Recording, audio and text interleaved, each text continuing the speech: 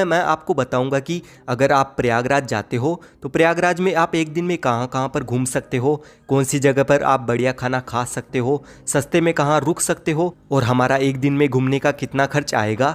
A to G सब कुछ घूमने की कंप्लीट इन्फॉर्मेशन आपको देने वाला हूँ, तो वीडियो को अंत तक ज़रूर देखना। आइए घूमते हैं प्रयागराज।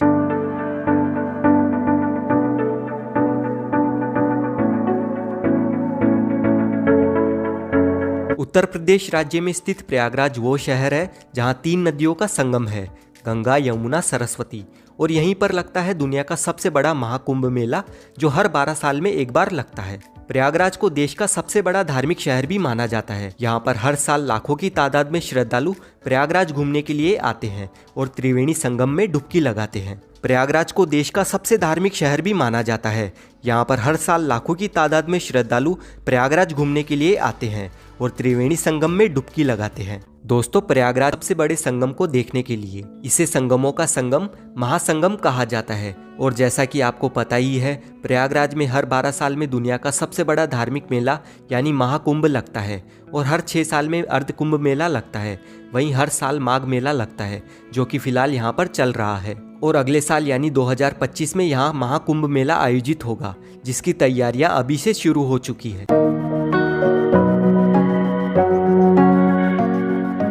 त्रिवेणी संगम तक जाने के लिए आपको बोट के थ्रू जाना होता है और यहाँ पर नाव के बीचों बीच आपको पक्षियों को खिलाने के लिए नमकीन के पैकेट मिल जाते हैं।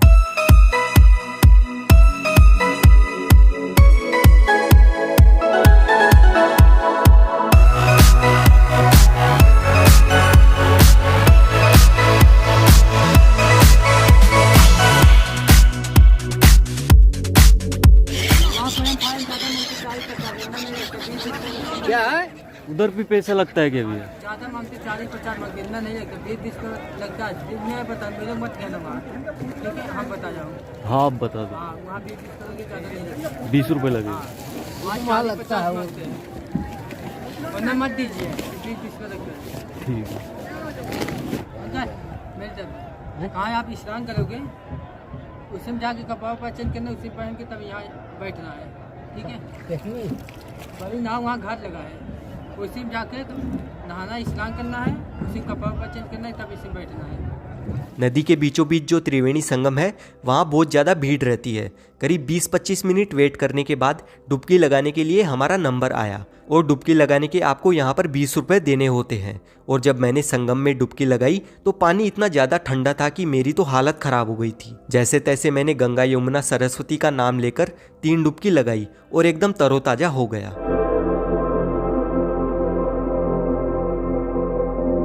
हमें संगम पर जाने आने, स्नान करने में 1 घंटे का समय लग गया था। स्नान राउंड घुमा के घाट पर छोड़ देती है। ठंड इतनी ज़्यादा थी कि नाव से उतरने के बाद सबसे पहले मैंने पी गर्मा गर्म मसाला चाय और फिर निकल पड़े नेक्स्ट लोकेशन की ओर। यहाँ से ये जो किला आपको दिख रहा है ना, यह है अकबर का किला। इसे इलाहाबाद फोर्ट के नाम से भी जाना जाता है। अभी हम एंटर कर चुके हैं किले के अंदर और इसी किले के अंदर है अक्षयवट, जो कि इतना प्राचीन है कि 4 युगों से अभी तक यहाँ पर भगवान विष्णु के बचपन से लेकर श्री राम और 5 पांडवों के यहाँ आने का साक्षी है। जब आप इस वृक्ष की परिक्रमा करते हैं तो वो पूरे ब्रह्मांड की परिक्रमा मानी जाती है। यहीं पर पातालपुरी मंदिर बना हुआ है। आपको गुफा से होकर नीचे मंदिर में जाना होता है और इसी अक्षयवट के नीचे मंदिर बना हुआ है। माना जाता है कि ये मंदिर काफ़ी प्राचीन है और जब आप मंदिर को देखोगे तो ये काफ़ी बड़ा और भव्य मंदिर है। मंदिर में आपको काफ़ी देवी देवताओं के दर्शन होते हैं। और यहाँ का एक और इतिहास रहा है। ब्रह्मा जी ने धरती पर सबसे पहले यहीं पर यज्ञ का अनुष्ठान किया था और यहाँ पर एक कुआं हुआ करता था। इस वजह से लोगों में ये बात फैल गई थी कि अक्षयवट से कुएं में कूदेंगे तो मुक्ति मिल जाएगी और उन्हें मोक्ष का द्वार मिल जाएगा। और देखते ही देखते लोग यहाँ आकर कुएं में कूदकर अपनी जान गंवा रहे थे। कहते हैं कि एक समय में पूरा कुआं लोगों की लाशों से भर गया था। फिर बाद में अकबर ने इस कुएं को बंद करवा दिया था। ये जो आप लाल रंग का निशान देख रहे हैं, यही है वो कुआं। ये है अकबर का किला। फिलहाल तो ये इंडियन आर्मी के अधीन में है, इसीलिए ये आम लोगों के लिए ओपन नहीं है। और इस किले से सिर्फ 200 मीटर की दूरी पर स्थित है श्री बड़े हनुमान जी मंदिर।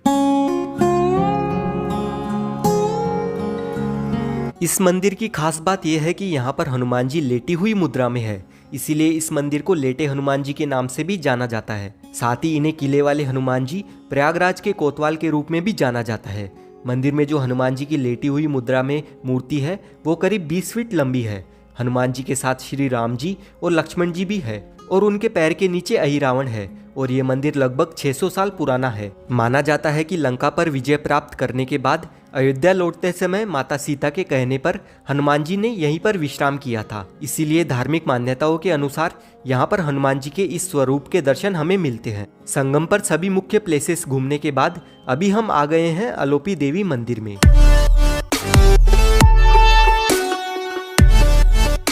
बड़े हनुमान जी से अलोपी देवी मंदिर तक आने के लिए ई रिक्शा वाले आपको 20 रुपए में पहुंचा देंगे। माँ अलोपी देवी मंदिर माँ सती के 51 शक्तिपीठों में से एक शक्तिपीठ है और इस मंदिर की खास बात यह है कि यहाँ पर आपको माँ की किसी भी मूर्ति या प्रतिमा के दर्शन नहीं होते हैं, बल्कि ये शक्तिपीठ बिल्कुल अलग है।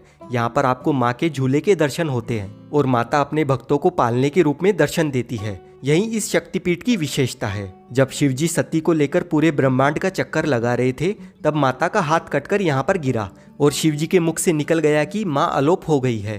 तभी से यहाँ पर माता को अलोपी देवी के रूप में पूजा जाता है। इस मंदिर का एक और नाम है माँ अलोप शंकरी देवी।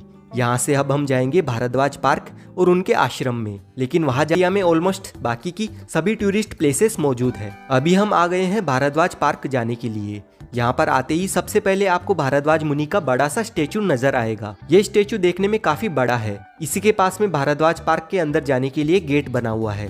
पार्क में जाने के लिए हमें 10 रुपए की एंट्री टिकट लेनी होती है। ये पार्क काफी सुंदर पार्क है।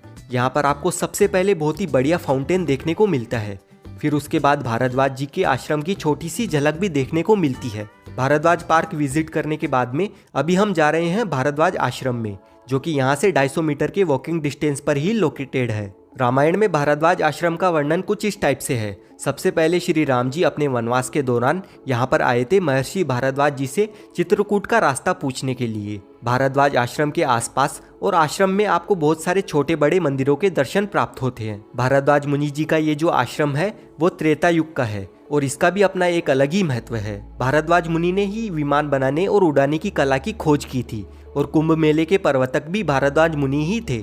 श्री राम जब ब्राह्मण कुमार उनको ब्रह्म हत्या लग गई थी तो भगवान ने 3 दिन इसी जगह भारद्वाज मुनि आश्रम में 3 दिन यज्ञ किया, तपस्या किया, तब उनको श्राप से मुक्ति मिली। भारद्वाज आश्रम प्रभु आए, करत दंडवत मुनि बताए, मुनि बड़े मोदरा करते जाई, ब्रह्मानंद राशि कर पाई। भारद्वाज आश्रम प्रभु आए, भगवान जब यहाँ गए सारे ऋषियों का मन प्रसन्न हो गया। सबने आपने जो है ब्रह्मा विष्णु का सबने आप फूलों की वर्षा की।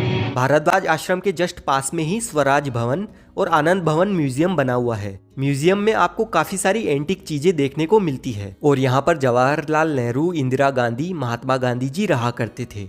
आप चाहो तो यहाँ पर भी विजिट कर सकते हैं, लेकिन जिस दिन मैं यहाँ पर गया था उस दिन ये बंद था। खैर, इसके बाद में हम आ गए चंद्रशेखर आजाद पार्क। भारद्वाज पार्क से चंद्रशेखर आजाद पार्क 700 मीटर की दूरी पर स्थित है। पार्क में जाने के लिए आपको 5 रुपए की एंट्री टिकट लेनी होती है। 17 फरवरी 1931 को अंग्रेजों ने चंद्रशेखर आजाद को इसी जगह पर चारों ओर से घेर लिया और चंद्रशेखर जी काफी देर तक यहाँ पर आजादी की लड़ाई लड़ते रहे। जब उनकी पिस्तौल में आखिरी गोली बची तो उन्होंने अपनी आजाद रहने की प्रतिज्ञा को पूरा करने के लिए अपने आप को ही गोली मार ली और सदा के लिए अमर हो गए। चंद्रशेखर आजाद जी की वो पिस्तौल आज भी इसी पार्क के इलाहाबाद संग्रहालय में रखी हुई है, लेकिन संग्रहालय भी आज के दिन बंद था। ये पार्क काफी बड़ा है। इसमें घूमने में आपको 1 से 1.5 घंटे का टाइम लग जाता है। अगर आप प्रयागराज घूमने के लिए आते हो तो इस पार्क को विजिट करना बिल्कुल भी मिस मत करना। शहीद चंद्र आपको श्री हरि विष्णु के 12 मंदिर देखने को मिलते हैं, जिन्हें यहाँ पर माधव मंदिर कहा जाता है। उन्हीं में से एक है वेनी माधव मंदिर। वेनी माधव मंदिर से 10 मिनट के वॉकिंग डिस्टेंस पर अभी हम आ गए हैं नागवासुकी मंदिर में। इस मंदिर का इतिहास काफी दिलचस्प है। जब देवताओं और राक्षसों के बीच में समुद्र मंथन हुआ था तब नागवासुकी ही मंदराचल पर्वत के चारों ओर रस्सी के रूप में अपने आप समर्पित हुए थे। गंगा नदी में स्नान करने के बाद नागवासुकी के दर्शन करने से पापों का नाश होता है और सर्प दोष सदा सदा के लिए समाप्त हो जाता है। अगर आप प्रयागराज घूमने आते हैं तो आपको एक और चीज मिस नहीं करनी चाहिए, वो है यहाँ की संगम आरती। अभी हम आ गए हैं संगम आरती देखने के लिए। दोस्तों हमने एक दिन में ये सभी प्लेसेस कवर की है और आप भी सिर्फ एक दिन का प्लान बनाकर प्रयागराज घूम सकते हैं। हालांकि और भी बहुत सारी टूरिस्ट प्लेसेस हमने घूमी नहीं है। आप चाहो तो 2 दिन में प्रयागराज की सारी प्लेसेस घूम सकते हो, जिनमें खुसरो बाग, श्री आदि शंकर विमान मंडपम, सुजावन देव मंदिर, सीता रसोई को अपनी ट्रिप में इंक्लूड कर सकते हैं। दोस्तों